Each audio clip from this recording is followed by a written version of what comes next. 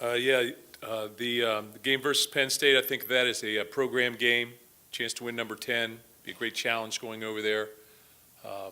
We've been over there in 2008, obviously, and then also in 2010. So not foreign to the stadium, great environment Penn State has.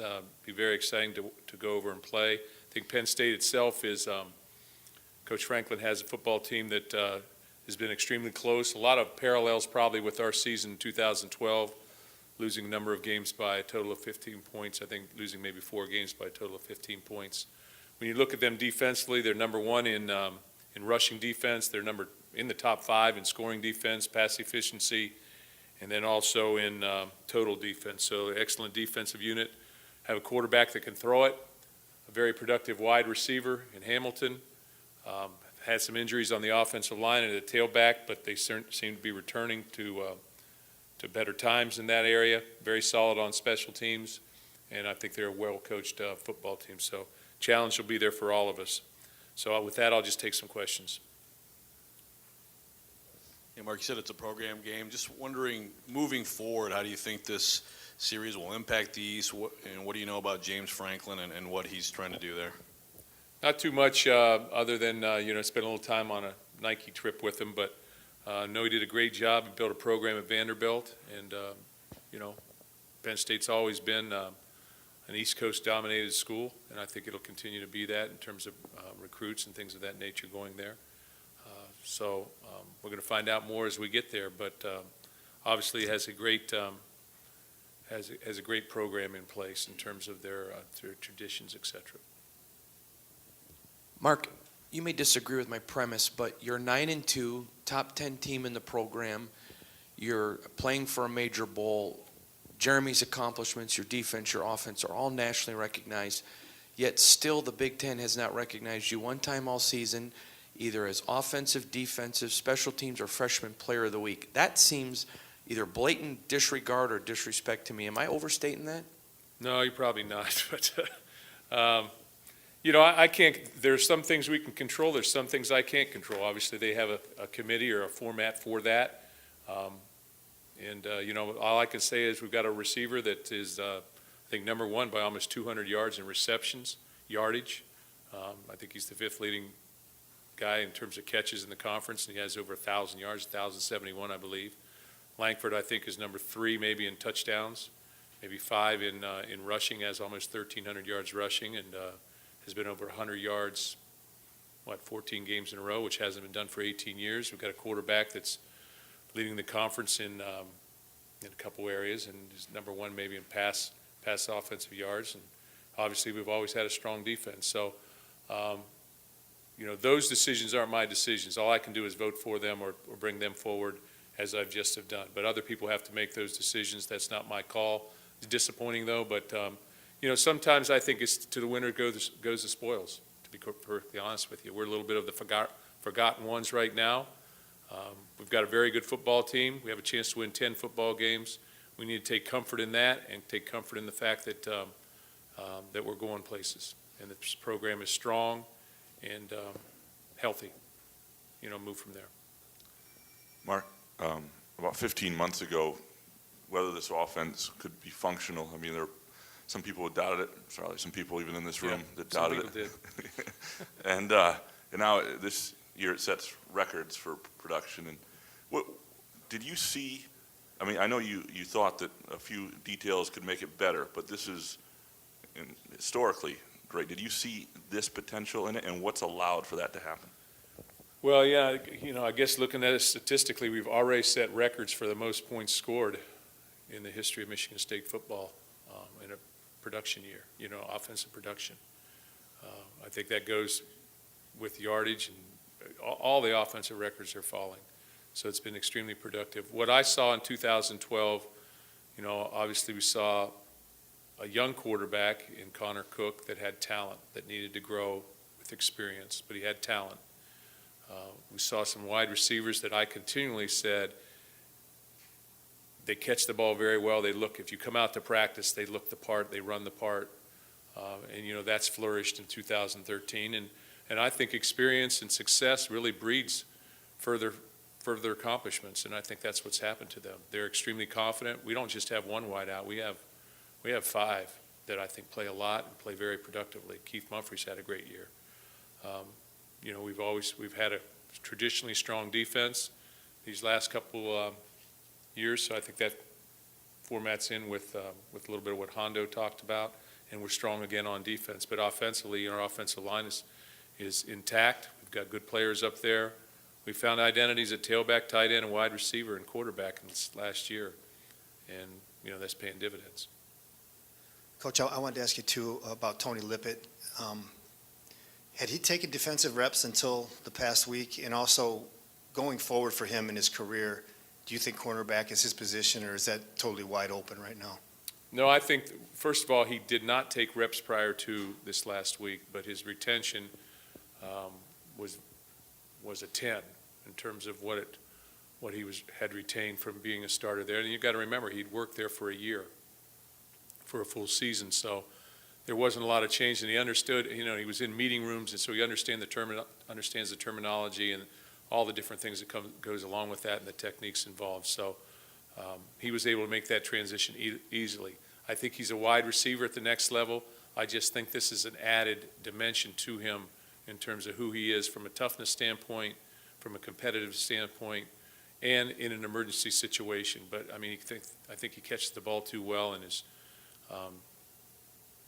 too important as an offensive figure for us just to say, hey, he's going to play nothing but defense on Saturday. He's got to be equally productive on offense. And I'll go back to when I was at OSU and I was the defensive coordinator, we were using Chris Gamble on both sides of the ball. He was playing over 100 plays in three straight games.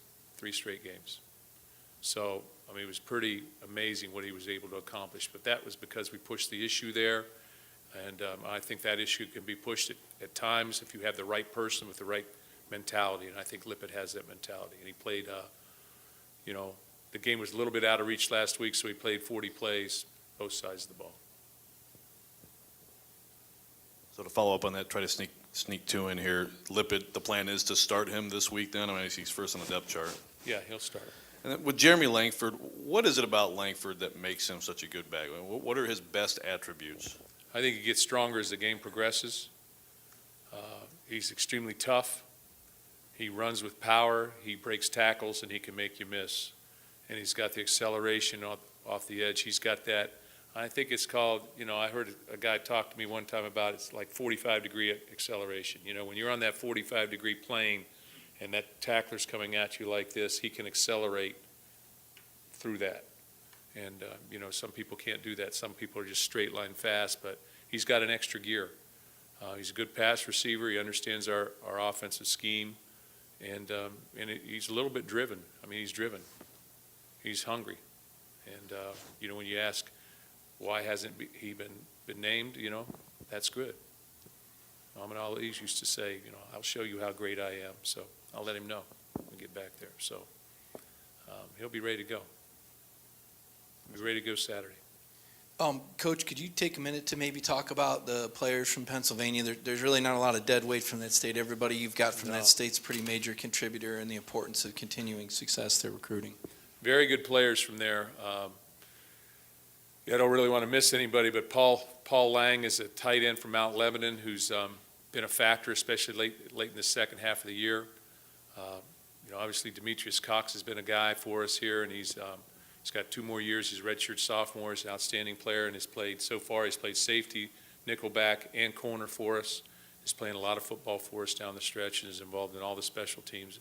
I think he can be a dynamic player. We have Delton Williams, who's got a major part in this program, as a tailback, third tailback. I think he probably has about 50 carries, but he played as a true freshman last year, made his mark here. Damian Terry is going to be an excellent player. I think I think he can be an impact player in this program at some point in time at quarterback. And then Monte Nicholson right now has gotten on the field and started 3 games for us and plays every game. You'll see number 9 making plays out there on special teams, and then he's going to play defensive snaps throughout every football game. We've made a commitment to doing that, and I think he continues to get better and better and better.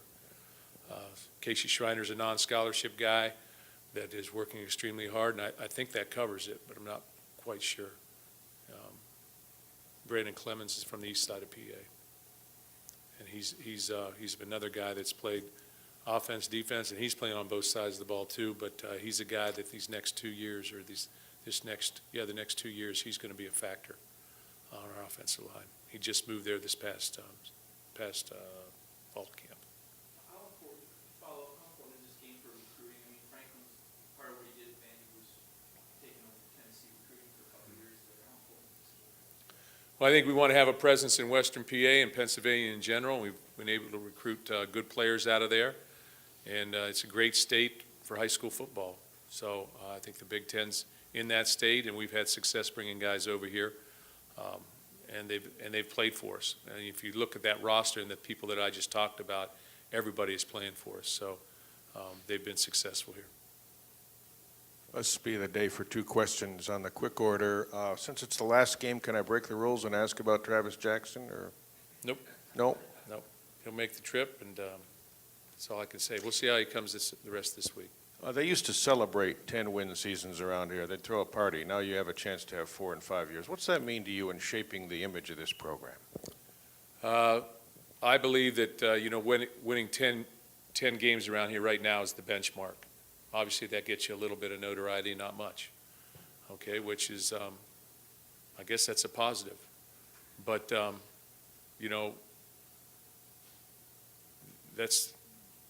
that's what we've been able to traditionally do right now.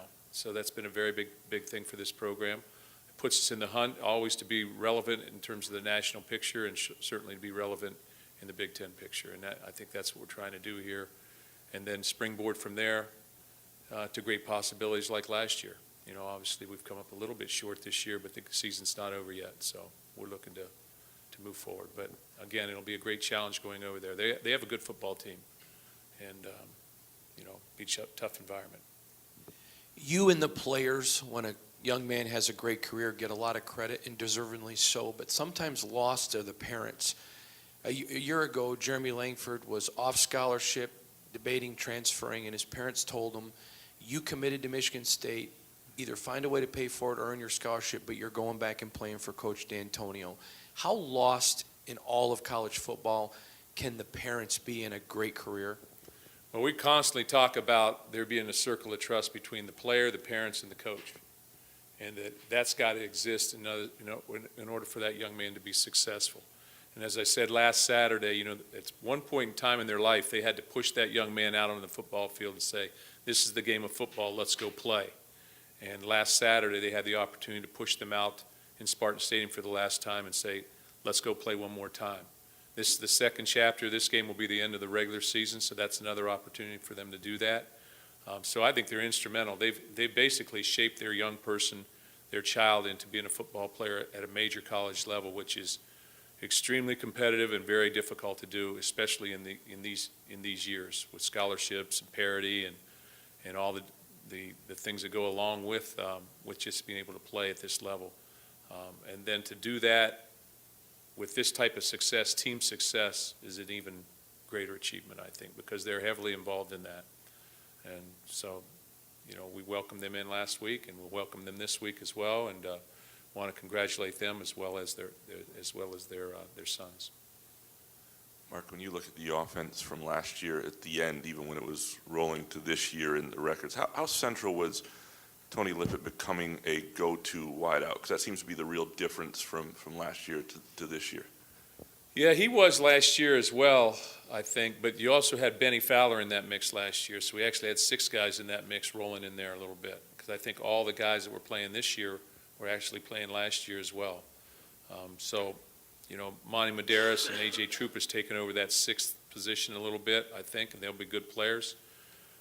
But I think that at the X position, Benny Fowler was a little bit of that guy, and Tony Lippett. And Tony had some very big plays in the season last year. You remember the championship game in the Rose Bowl and things of that nature. But I think Benny Fowler also had some big plays, and they shared that position a little bit. So, which was a luxury. When you look at his number, there's a step that's been taken this year. Yeah. Almost he's up there with almost Charles Rogers numbers. Yeah, he is. I think he's taken that step, his confidence. You got to remember, this guy was a quarterback in high school, and he was the guy at Crockett. So he was used to delivering on for his football team. So he had the confidence. I think he had the mindset that he could be that guy. He could be the guy, and I think that's what's taken off. Every year, your leaders you have to assume that leadership position. I think that comes naturally to people. By the time you get to be a senior, you have to take on that leadership position, and if you're going to lead, you have to make plays. I mean, you have to be able to do that to some extent. Regardless of what position you're playing, you have to play, and you have to be playing pretty well too. And I think he's done that sort of naturally, and I think it's inherent in him. And I think that's taken him to that next step, I think, as a football player too. Coach, looking at what you've built here, part of your success has been a really high retention rate, and not just finding the talent, but utilizing the talent. In the last week or two, I know you've moved some people, Gerald Holmes taking reps at linebacker, TJ Harrell at running back, to keep guys fresh, to get 2 for 1, so to speak. Can you share with us some other guys that are maybe getting looks late that, I know you're not tinkering too much with the 2 deep, but some of these younger players that maybe you're looking at here late in the season? Yeah, and really we did that because I don't want anybody to ever get complacent on our football team. So is that a change for the future? Probably not, but I see an issue that Gerald Holmes is a great football player, 10'5" long jumper, a big vertical jump guy, 225 pounds, and he's got to start playing football for us on special teams. And so that decision was made by me to create change. And I put TJ over there to get him happy a little bit. And I think that he was excited about that opportunity as well. So other guys who are doing an outstanding job, I think Deontay Copeland's going to be a very good player. We've got a lot of guys in there that can be outstanding football players. I think our last class, this class where we have 5 guys who have played for us, I think 5, but maybe 3 or 4 are playing. I think it's an outstanding class, and I think you'll see a lot of development in those guys as we move forward. Okay, to follow up, different question. You brought it up earlier, Hondo brought it up earlier. It's almost as if some of this plays right into your hands. You like the chip on the shoulder. It's a part of Michigan State's culture, obviously. Michigan throwing a stake into the ground, not having a player of the week. I mean, can you just talk about how you're able to feed off of this? I know Michigan Week, some of the media that cover them accused you of dreaming stuff up to put on bulletin board. Well, that was kind of the word, that you look for stuff, but it's not real hard this season to look for stuff, I guess, is what I'm asking you about. No, I think you have to have a plan every game to go into that football game and make sure that you're ready to play. So whatever we can take and use to our advantage, we do. But I don't know. I just think football is a game of emotion. So you better be ready to play. You better be buckled up and ready.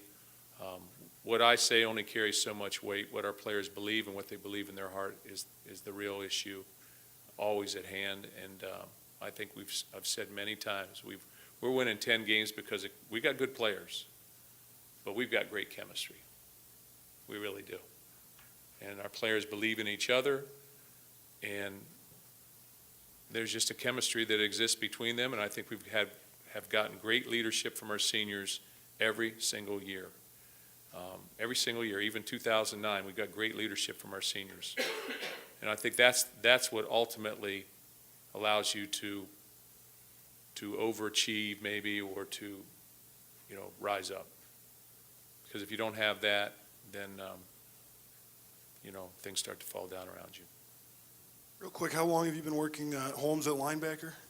Just a week, 3 or 4 days. Is that maybe an easier sell when they can see what Langford and Lippett have done going around at different positions early? Yeah, we've pointed to that all the time about how it's not easy. You got to find your knack here. You got to find your position. You have to be open to position changes, and your number 1 goal is to become a football player. Your number 2 goal is to become a position player. And so that's what we've done. We've always looked at guys, when we recruit them, I looked at them as football players. If that guy's a defensive back, can he catch the ball? If that guy's a wide receiver, can he make tackles? and that's the way we've tried to do it here, because I think that, at the end of the day, we want guys that can run, catch, do it all, both sides of the ball, and then I think that makes us stronger as we go. And also, do you anticipate some, nostalgia when you walk into the Penn State locker room where you won that first Big Ten title, and does it seem like it's been 4 years since then? Yeah, that was a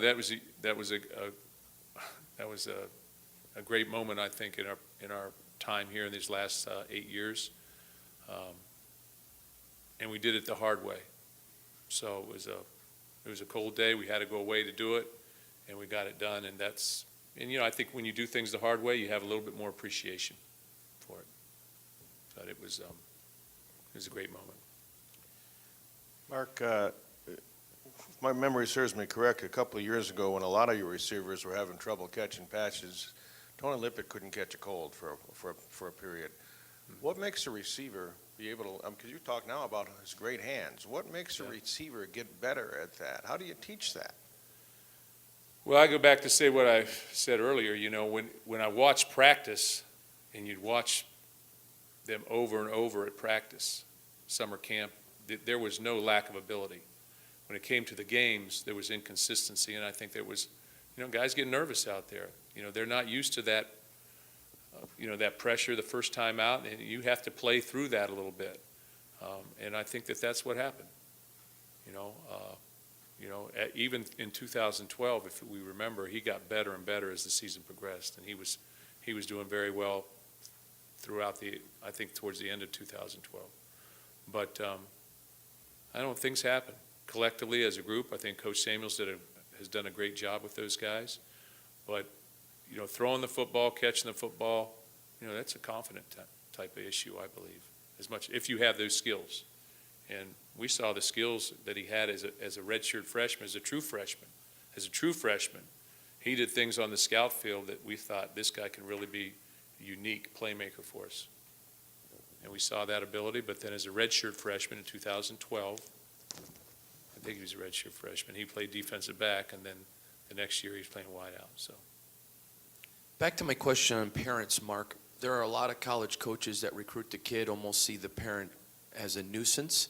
Since you've came here, you've talked about it, you interview the parents, you included them in the process. How much is your success that gets heralded for developing guys the fact that you interview and recruit the family as well? I mean, there's guys you've backed away from because of families. I just think, like I said, they're part of the process here. Who is their biggest advocate? Usually it's the parents, the grandmother, an uncle. That's their biggest advocate. There's somebody in their family that has pushed them forward and has been there, the keeper of the keys. So that they trust, that they depend on. And we just want that person in our environment with them. We want them there so that they can be supportive, so when there is a problem, and there's going to be a problem, there's going to naturally be problems throughout this process that the parent is going to be, or the individual is going to be involved in helping to solve the problem. And I think that's communication.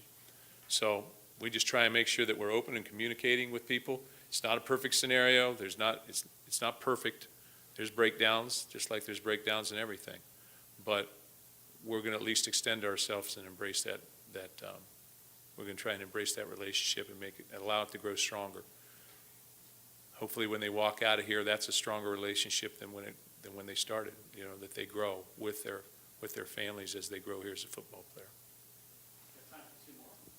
Okay, I just got a quick two-parter here. One, if you could just talk a little bit more about Demetrius Cox. And then the second question is about your, and I don't know if there is a policy, but when it comes to in-state players that are committed somewhere else, taking visits here, if you have a policy as far as if a guy's in state and he's committed somewhere else, that you don't let him do officials here. And then I guess the other one's just Demetrius Cox. Excuse me. Day Demetrius Cox is a guy that came here from Jeanette, PA, and he was one of the more highly recruited players in the state of Pennsylvania. Could have really went anywhere he wanted to go. Made the decision to come here for a number of reasons. He was a multi-dimensional player in high school, played quarterback, could possibly a wide receiver. He's extremely quick, athletic, great ball skills. The first year he redshirted, even though we traveled him to every game, We almost took the red shirt off of him in mid-year, but we did not. Last year, he was a redshirt freshman. He played a lot on special teams and played a little bit at safety, more in a backup role. And now this year, he's become a guy who's been our nickel back. He's also been a safety. He can play either safety. He can play corner. He's a guy that probably bench presses almost 400 pounds. He's got a black belt in karate, so he's extremely balanced. He's got great ball skills. He runs very, very, very well. And I just think he's scratching the tip of the iceberg, really. I think that he's got a lot of ability. He's a good tackler. He's a great tackler, but he's a great person. And I think that he so much wants to please and do well that sometimes that holds him back. I think sometimes a player has to just let it go a little bit. Hey, be able to shrug off the problems if there are. But he's about being at task. And I think that that's his nature. And I just think he's going to get better and better and better. And just like anything, the more you play, the better you get. And right now, he's playing a lot of football for us. He's got a great relationship with Coach Barnett. You done, Another Mike? question? Well, the other part was Oh. the recruiting. Oh, the recruiting aspect? In-state players that have committed other places. Yeah, I'm trying to think of who you're talking about, if it's happened here, but my take on players, hey, if you're going to visit here, you got to, at least you tell the people that you're interested in visiting. You don't take a visit here if you're committed to someplace else, unless you've opened up your recruiting again. That's pretty much how I've tried to handle it. So that's what we've done. Mark, back to program building. When you first came here, I don't remember you redshirting too many people. Maybe I'm wrong, but you needed them to play. How important in building this is, you got some good players who are never going to see the field, Enoch and I don't know them all, Montez and those guys. How important is that in building that you've been able to redshirt players and go 3 deep in some positions? I think it's critical. And really, if you look at our past, we've redshirted a lot of players throughout the process. If you look at this class here, Tawan Jones is the only 4-year player of that entire class.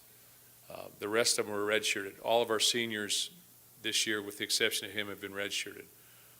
The class that falls behind Tawan's, 21 of those players, I think it's 21, were redshirted. There's some outstanding players there like Lawrence Thomas, Trey Wayne, Shalik Calhoun, Joel Heath, Connor Cook, etc. And I could just keep on going.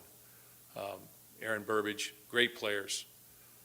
So if you can redshirt them, allow them to transition naturally, I think their grades are probably going to be a little bit better. They're going to graduate on time, at the mid-year of their senior year, usually, because a lot of curriculums are 5-year curriculums now. They just seem to have it all if they're able to redshirt. They seem to have a little bit more growth, a little bit more knowledge in terms of what to do when they're a redshirt freshman, more strength, farther ahead academically, more socially adept at handling all the issues. So that's a good thing. Now, we're playing freshmen this year. As I said, Monte Nicholson's playing, and sometimes that's about opportunity. That's about athletic ability. Brian Allen's playing. So it's about opportunity, and Chris Fry's playing. I'm trying to remember. Those 3 guys are probably playing the most, along with Malik McDowell. So there's 4. There's opportunity, and there's obviously a lot of talent there too. So we're going to always play the best guys, so I don't care who plays. You just got to be the best guy when you come, and all 4 of those individuals are doing an outstanding job, and they're also doing an outstanding job in the classroom as of right now, with 2 weeks left to go in the school. Thanks a lot, Coach. Thanks, guys.